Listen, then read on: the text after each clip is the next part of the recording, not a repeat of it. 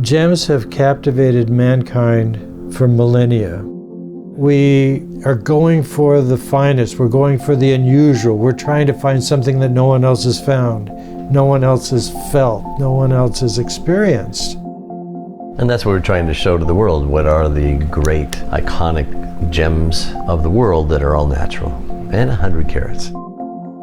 Being over 100 carats was the first criteria, but then the second, probably more important criteria was the quality of the stone. These have to be the best that we can possibly find. And when this discovery in Tanzania came up, it was meant to be. At first you look at it and go, okay, it's a sapphire. And then you start looking more deeply in it and you see so much more, such as even red flashes, deep green flashes, blue flashes, purple flashes. And then in different light, color moves all the way through the stone. There's green on the ends, purple on the tops and bottoms. When was this discovered?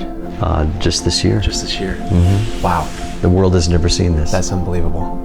This is another outstanding highlight to the exhibit. I mean, we'll never be able to do this again. The Crown of Colombia.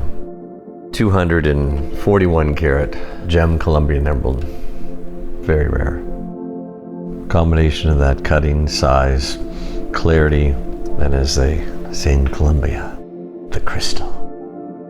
This is one of my favorites, Robert. Green tourmaline, perfectly cut.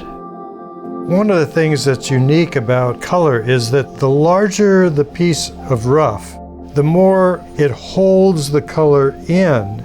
And then once you cut it up, it blows a lot of the color away. But the beauty of crown facets, as we call them, on the top of the stone, is that it creates interest. It creates a variety of different shades of the color as we turn the stone, or as it shows in reflections. How about the Piriba? When it gets this big, it tends to have a lot more inclusions in them, but having something this large and that clean, it's difficult to find a 10 carat, let alone a 20, and then to have 100 this clean and this fine and this color. I mean, the crystal that grew must have been absolutely enormous to produce a gem like this. I'm a little bit biased in this, but I think if it was any other museum, they wouldn't have taken it to the sort of scientific level that we're taking it to. These gemstones are valuable as scientific resources because we need to know more about our planet. We need to know how we came into being. And these gemstones are just prime examples of why Earth is so special. Nowhere else in the solar system are you going to find these gemstones, only on Earth. This is a 120 carat sapphire, a kaleidoscope of worlds inside. What's so fascinating is, we left one unpolished the way we saw it, and all the rest of the sides are polished, so it has kept in its specimen form. I love seeing the rough face because that shows how the crystal actually grows in the ground. What does it look like? What are we looking for in gemstones and sapphires? Oh, look at that.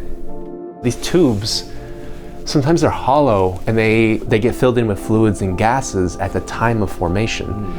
And so this is like a time capsule. We are taking impressions of all of the gems that are going to be included in the 100 Carats show so that we can cast custom molds. The goal is obviously to create a mount that gives no visual interruption of the viewer's experience with the piece. We think about the center of gravity. We think about seismic stability. In the event of an earthquake, we don't want anything to interact with its mount in a way that would cause damage. Inside the vault are the 17 loose stones, 100 carat. Then on the outside of the vault will all be mounted pieces from 50 to 100 carats. This incredible exhibition really illustrates the romance, the history, the fascination of why the human zeal and the passion for gemstones over 4,000 years has never diminished. They have the essence of permanent natural beauty. They're unchanging, and I think in a world that's constantly changing, this gives them great power. Who could assemble this many 100 carat and larger stones? And what a treat it's going to be for the audience. Once in a lifetime.